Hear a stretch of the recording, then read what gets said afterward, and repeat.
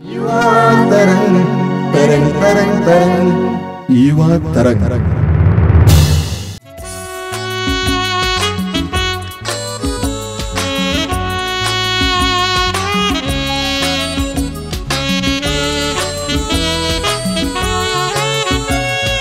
पर्वतों को लांघ कर सागरों को पार कर यीशु आया मेरे पास मुझ पापी को ढूंढ कर। पर्वतों को लांघ कर सागरों को पार कर यीशु आया मेरे पास मुझ पापी को ढूंढ कर।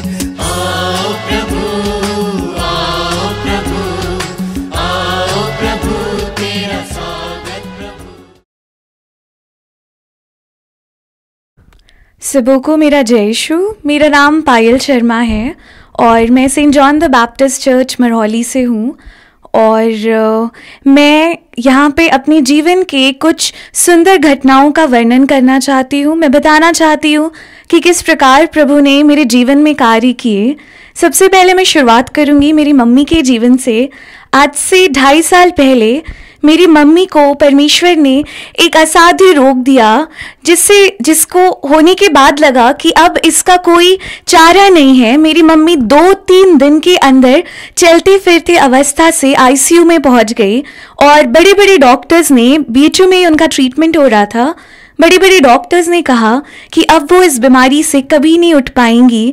वो आईसीयू में थी, वो कोमा में थी और बड़े बड़े डॉक्टर्स ने कहा कि यदि वह उठती भी हैं इस बीमारी से तो वो कभी भी पहले जैसी नहीं हो पाएंगी, उनकी याददाश्त चली जाएगी और रिकवरी में वर्षों लग सकते हैं। सभी डॉक्टर्स के हाथ खड़े करने के बाद हम लोगों ने उन्हें वापस अपने घर पे लाया और परमेश्वर की कृपा से घर आने के 15 दिन के अंदर मम्मी वापस से अपने होश में आई, वो सेंसेस में आई और वो कोमा से रिकवर की। उसके बाद आज की डेट तक जब भी हम सब मम्मी को लेके हॉस्पिटल जाते हैं तो वो डॉक्टर्स भी चौंक जाते हैं और वो कभी भी इनको नहीं पहचानते और वो हम सबों से पूछते हैं क्या कि ये वही मरीज हैं जो बिल्कुल मृत्यु की शैया पे थी। हमें कभी नहीं भूलना चाहिए कि हमारा परमेश्वर इतना महान है। जिस प्रभु ने लाजर को मृतकों में से उठाया, बिल्कुल उसी तरह परमेश्वर ने मेरी मम्मी को भी दूसरा जीवन दिया। और ये मेरी मम्मी के जीवन के बारे में था, लेकिन घटनाएं मेरे जीवन से भी जुड़ी हैं।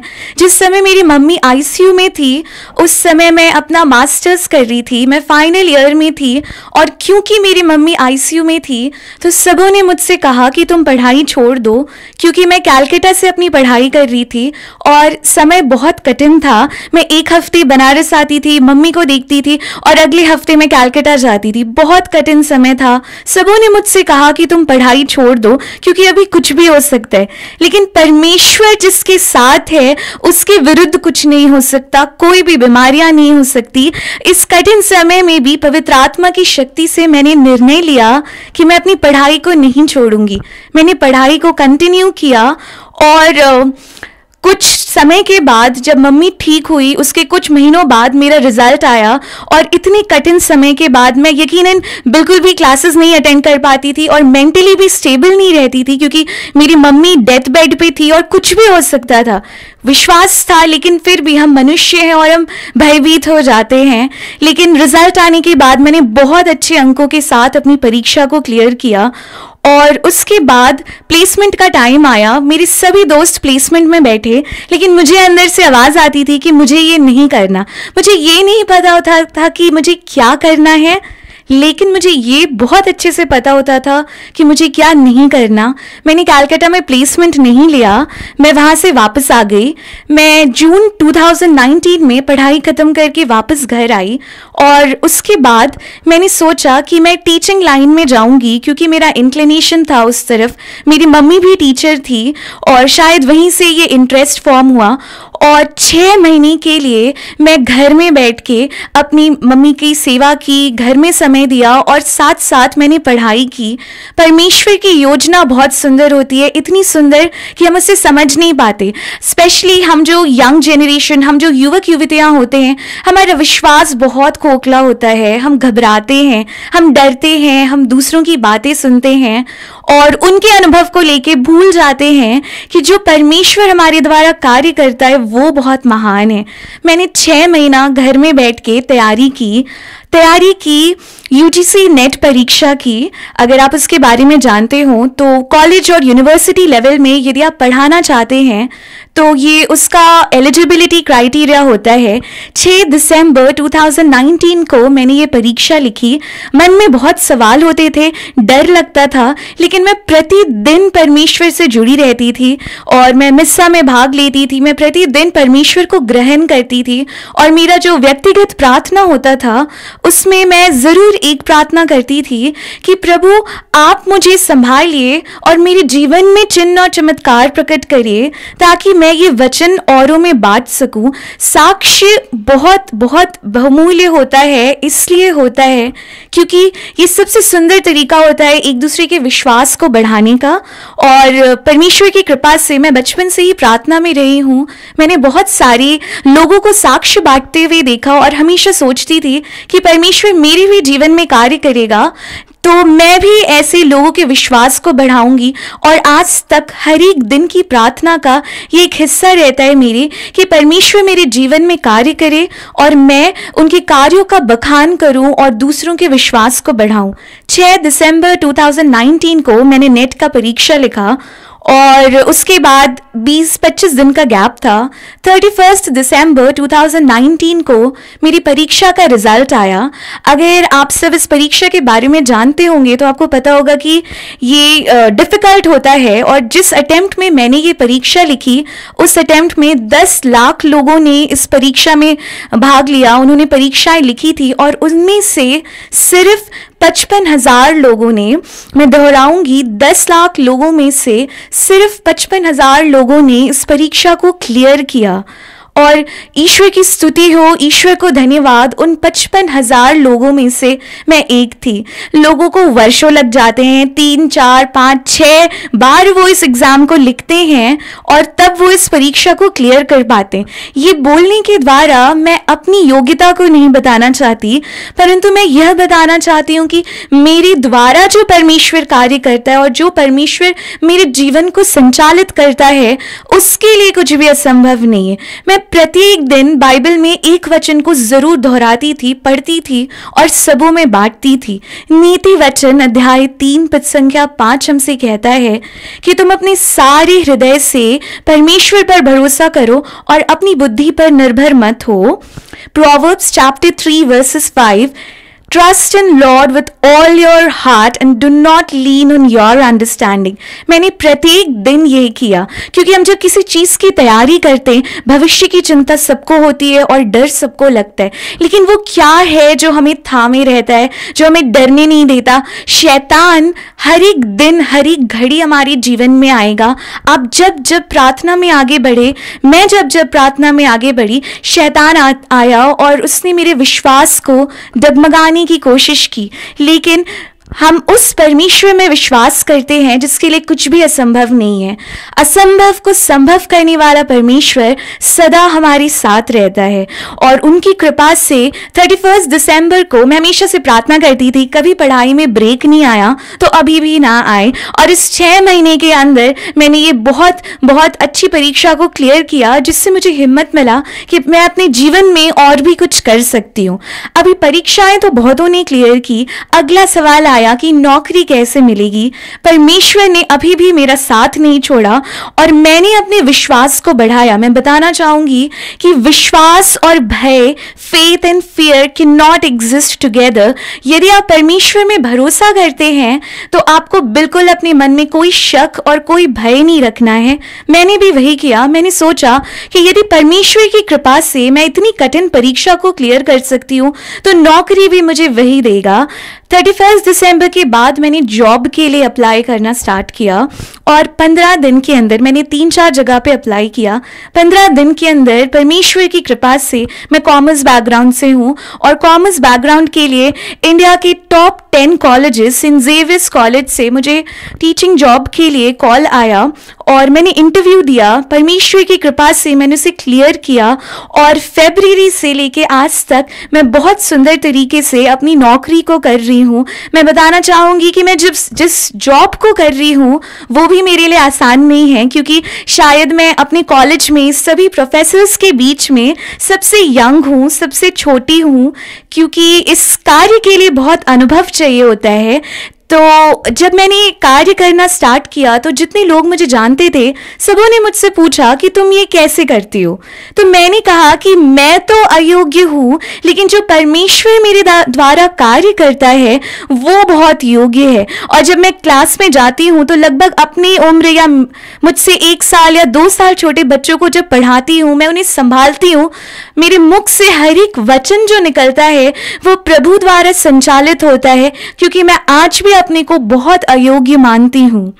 ये मेरी नौकरी के बारे में था। परमेश्वर की कृपा से मैं आज तक, इस पैंडेमिक के पहले मुझे जॉब मिला, क्योंकि अब जॉब मिलना बहुत मुश्किल है। बहुत से लोगों ने अपने रोजगार को खो दिया, लेकिन परमेश्वर की कृपा से मैंने जितना कभी कल्पना नहीं किया था उससे ज़्यादा भर भर के परमेश्वर ने मुझे दिया।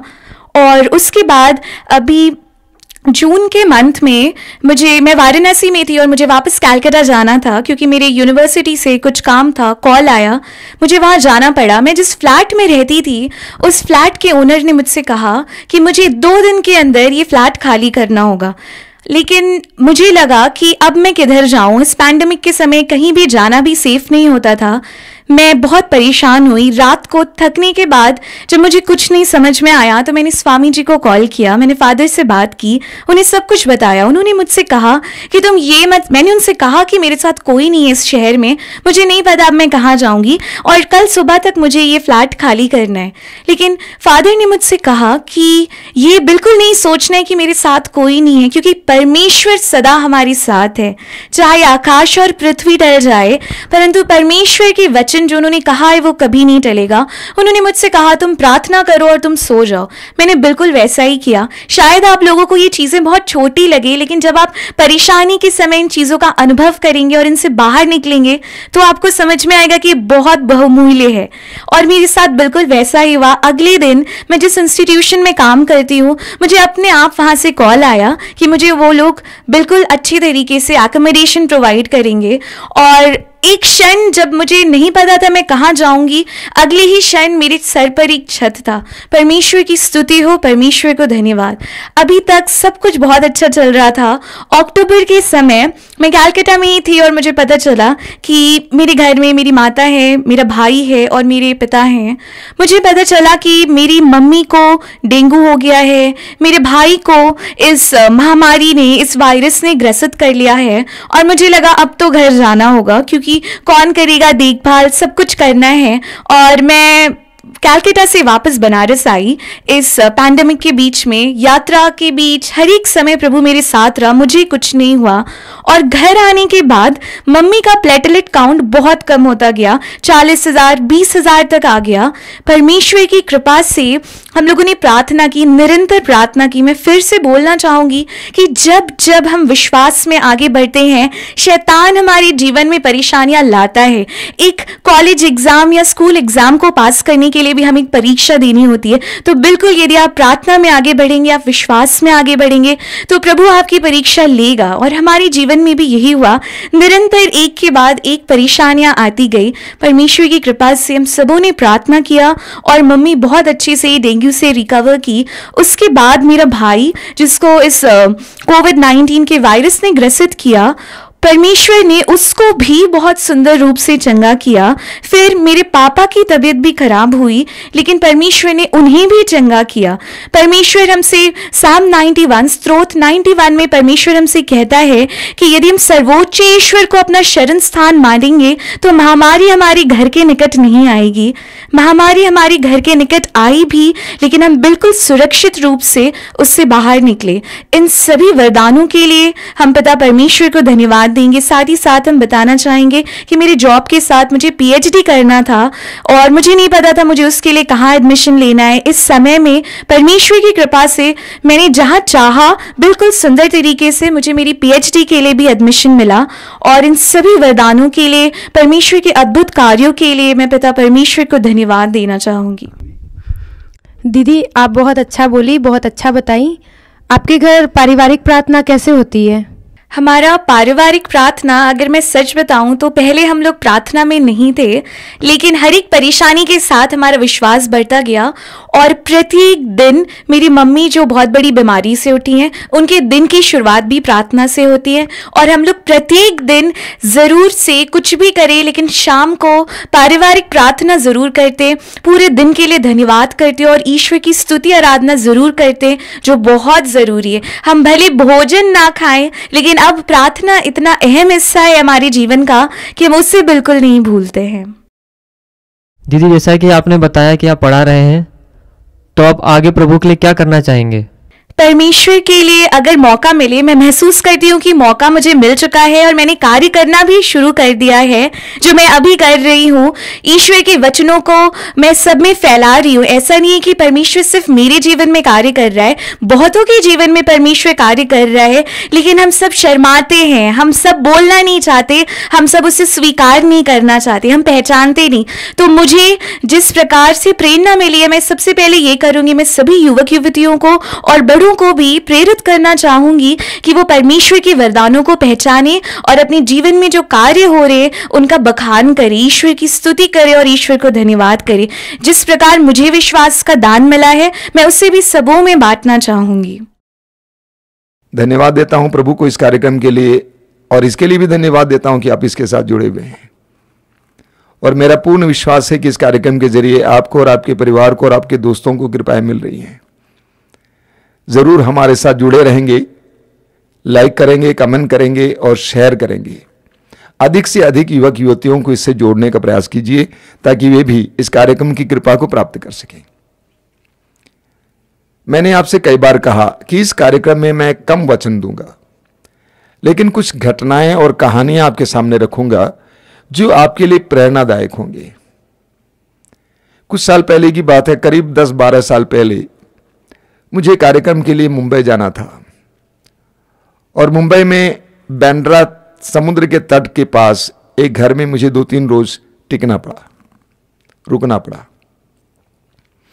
एक शाम को करीब 4:30 बजे मैं घर से बाहर निकला और समुद्र के तट पर गया। बिल्कुल समुद्र के तट पर काफी बड़ा हाईवे है, सैकड़ों वाहन चलते हैं, लोग चलते हैं, और इसलिए कि समुद्र का तट है, बहुत सारे लोग समुद्र को देखने के लिए कैमरा लिए खड़े हैं। लेकिन मैंने सामने एक बहुत अजीब नजारा देखा।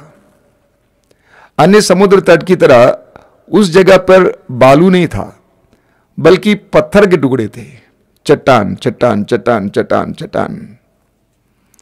और उन चट्टानों पर मैंने देखा 4:30 बजे शाम को दर्जनों लड़के लड़कियां, कपल्स बैठे हुए, दर्जनों, मैं सैकड़ों नहीं कहूंगा, दर्जनों, अभी हो सकता है सैकड़ों हो गए होंगे। और वे लड़का लड़की लड़का लड़की लड़का लड़की अलग अलग मुद्राओं में बैठे हुए थे, अलग अलग मुद्राओं में, लैंगिकता की अलग अलग मुद्राओं में। दिन के समय सारे लोग देख रहे हैं।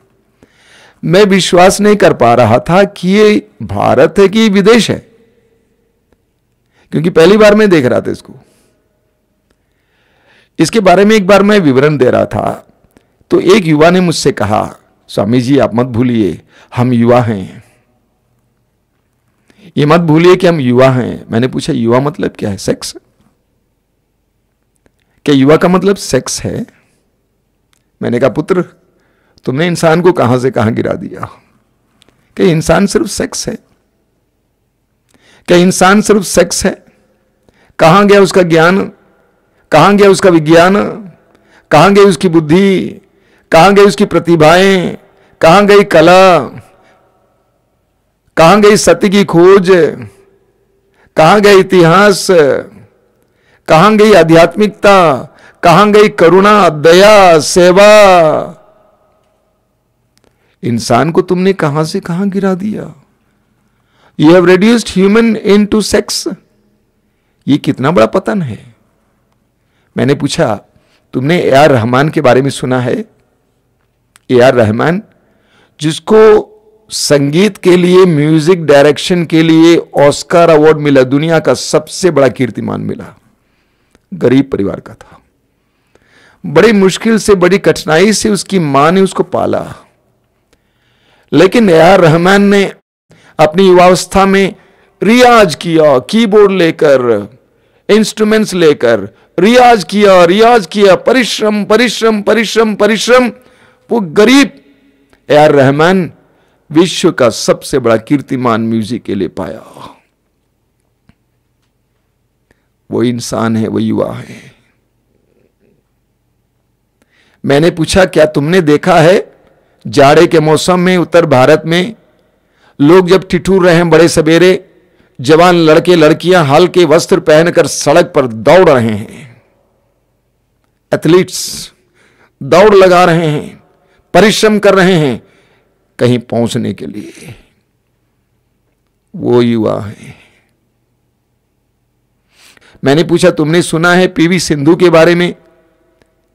जब वो ओलंपिक्स में खेल रही थी, उसके बाद वापस आई तो इंटरव्यू लिया गया, उनसे पूछा गया कि आपने तैयारी कैसे की। उसने कहा, मालूम है,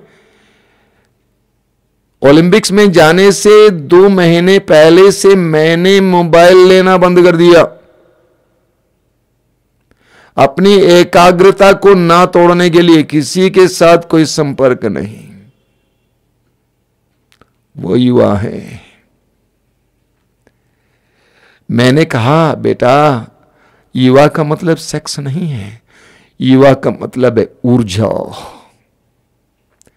युवा का मतलब है स्पीड, युवा का मतलब है शक्ति, युवा का मतलब है कमिटमेंट, युवा का मतलब है प्रतिभाएं, युवा का मतलब है इच्छा शक्ति, युवा का मतलब है ज्ञान विज्ञान, युवा का मतलब है कलाएं, इच्छा शक्ति। ये युवा है। हमारे सामने बहुत सारे युवा हैं जिन्होंने करके दिखाया है। अपने युवत्व को सिर्फ लैंगिकता से मत जोड़िए, ये तो पतन हो जाएगा। युवा का मतलब ये सब है। हमें कुरिन्थियों के पहले पत्र के अध्याय 6 वाक्य 19 में पढ़ने को मिलता है। संत पौलुस कहते हैं, क्या आप लोग नहीं जानते हैं कि आपका शरीर ईश्वर का मंदिर है और आप में पवित्र आत्मा निवास करता है। बहुत जबरदस्त वचन है, ध्यान से सुनना। संत पौलुस कहते हैं, क्या आप लोग नहीं जानते हैं कि आपका शरीर ईश्वर का मंदिर है और पवित्र आत्मा आप में निवास करता है। बाइबल में जानने का मतलब है अनुभव करना। यानी संत पौलुस पूछते हैं कि आप ये अनुभव क्यों नहीं करते हैं कि आपका शरीर ईश्वर का मंदिर है? आप ये अनुभव क्यों नहीं करते हैं कि ईश्वर का आत्मा आप में निवास करता है? यानी पौलुस पूछते हैं कि व्हाई डोंट यू एक्सप्लोर, तुम ये एक्सप्लोर क्यों नहीं करते हो कि तुम्हारे अंदर पवित्र आत्मा निवास करता है? अगर आपको पता चलता है कि जिस खेत में आप खेती कर रहे हैं उस खेत में नीचे सोना है, तो क्या एक्सप्लोर नहीं करेंगे? करेंगे। पौलुस कहते हैं कि एक्सप्लोर क्यों नहीं करते हो? आज युवक युवतियां सेक्स को एक्सप्लोर करने में लगे हुए हैं। Free sex, pre marital sex, विवाह के पहले sex, extra marital sex, homosexuality, lesbianism, bestiality इत्यादि इत्यादि। यानी यूथ आज सेक्स को एक्सप्लोर करने में लगे हुए हैं। मैं संत पौलुस के साथ मिलकर आपको आज चैलेंज करता हूं, आप ये एक्सप्लोर क्यों नहीं करते हैं कि आप ईश्वर के मंदिर हैं और ईश्वर का आत्मा आप में निवास करता है? जानते हैं, सर्वशक्तिमान का आत्मा आपके अंदर निवास करता है। शक्तिशाली परमेश्वर का आत्मा आप में निवास करता है, लेकिन दुर्भाग्य की बात है, इतने शक्तिशाली आत्मा को आपके अंदर रखते हुए भी आप कभी कभी दरिद्र महसूस करते हैं। होता है कि नहीं होता है? होता है। मैं एक छोटी सी कहानी सुनाऊंगा, समय कम है इसके बावजूद। एक गांव था, गांव में जाड़े का मौसम था। रात के समय पुरुष लोग बैठकर ताप रहे थे, आग ताप रहे थे। एक अजनबी वहां पे आता है, पूछा कि हम भी बैठे हैं? कहा कि हाँ बैठिए साहब। बैठ गया। जहां पे वो बैठा था उसके बगल में एक गरीब आदमी बैठा हुआ था, बड़े दुखी था, वो अपने में खोया हुआ था, बाकी लोग चर्चा में लगे हुए थे। तो अजनबी ने उससे पूछा कि भाई आप बड़े परेशान दिखते हैं, क्या नाम है आपका? उसने कहा मेरा नाम है गरीबा। अच्छा गरीबा, आपके पिताजी का क्या नाम था? कहा कि मेरे पिताजी का नाम था अमीरा। हाँ अमीरा, आप अमीरा के बेटे हैं ना? कहा हाँ भाई, मैं अपने बाप को जानूंगा कि आप जानेंगे? उसने कहा कि मेरे बाप का नाम था अमीरा। तो उस अजनबी ने कहा जानते हैं, मैं आपके बाप को अच्छी तरह जानता था। आपके पिता ने, आपके बाप ने जिस घर में आप रहते हैं उसके फर्श के नीचे बहुत बड़ा खजाना रखा है। अगर विश्वास नहीं करते जाके खोद के देखो। गरीबा ने कहा यार वैसे भी मेरा छत चूरा है, तू चाहता है कि मैं फर्श को फोड़ूं? अजनबी ने कहा कि अगर आप फर्श को फोड़ेंगे, खोदेंगे, अगर आपको खजाना नहीं मिलता है, मैं आपके फर्श को बनवाऊंगा और छत को भी बनवा दूंगा। गरीबा ने सोचा कि दोनों तरफ से फायदा है, चलो कोशिश करते हैं। उठता है, घर चले जाता है, बीवी बच्चों से कहते हैं देखना कोई नहीं आवे, मैं फर्श को खोदने जा रहा हूं। और वो खोदने लगा, खोदता गया, आवाज आई, लोहा लोहे से टकराया और उसने निकाल कर देखा तो वो क्या है, एक लोहे का बक्सा है। उसने उसको खोल के देखा तो उसने क्या देखा, उसमें सोने चांदी के सिक्के पड़े हुए हैं। उसने अपना हाथ सिर पे रखा और कहा कि ये भगवान, मैं इसी में इतने साल तक रोता गाता रहा। उसके बाद गरीबा वास्तव में अमीरा बन गया। वह आत्मा आपके अंदर निवास करता है, लेकिन आपने एक्सप्लोर नहीं किया है। आपने प्रार्थना के द्वारा, त्याग के द्वारा, तपस्या के द्वारा यह कोशिश नहीं कि मेरे अंदर ईश्वर का आत्मा निवास करता है। इसलिए I am challenging the youth today. मैं युवाओं को इस समय चैलेंज करता हूं, आप जिस तरह सेक्स को एक्सप्लोर करने की कोशिश करते हैं, ये एक्सप्लोर करने की कोशिश कीजिए कि आपके अंदर ईश्वर का आत्मा निवास करता है। देखिए क्या होता है। इसलिए अपने आप को सिर्फ लैंगिकता से मत बांधे रखिए, ऊपर उठिए। यह महसूस करने की कोशिश कीजिए कि मेरे अंदर ईश्वर ने बहुत सारी खूबियां रखी है। यह सत्य है कि मेरे अंदर लैंगिकता रखी है, लेकिन इससे भी बड़ी बड़ी खूबियां रखी हैं। लैंगिकता तो सामान्य है, वो जानवर में भी है, लेकिन मैं इंसान हूं, मैं ईश्वर का बच्चा हूं, मेरे अंदर बहुत सारी खूबियां ईश्वर ने रखी हैं। मैं उन खूबियों को बाहर लाने का प्रयास करूंगा। आपको याद है मैंने आपसे कहा था धन्य कार्लो के बारे में।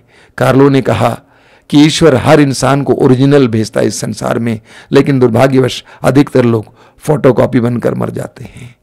आप यूनिक हैं, आप ओरिजिनल हैं, आपके अंदर बहुत सारी खूबियां जो ईश्वर ने रखी हैं, उसको एक्सप्लोर कीजिए।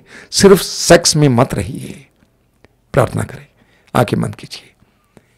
दयालु प्रभु धन्यवाद देते हैं आज के सुंदर दिन के लिए। मेरे इन छोटे भाई बहनों के लिए धन्यवाद देता हूं, एक एक के लिए धन्यवाद देता हूं। मैं जानता हूं कि तूने एक एक ओरिजिनल भेजा इस संसार में। अपनी ओरिजिनलिटी को बनाए रखने के लिए उनको कृपा दीजिए।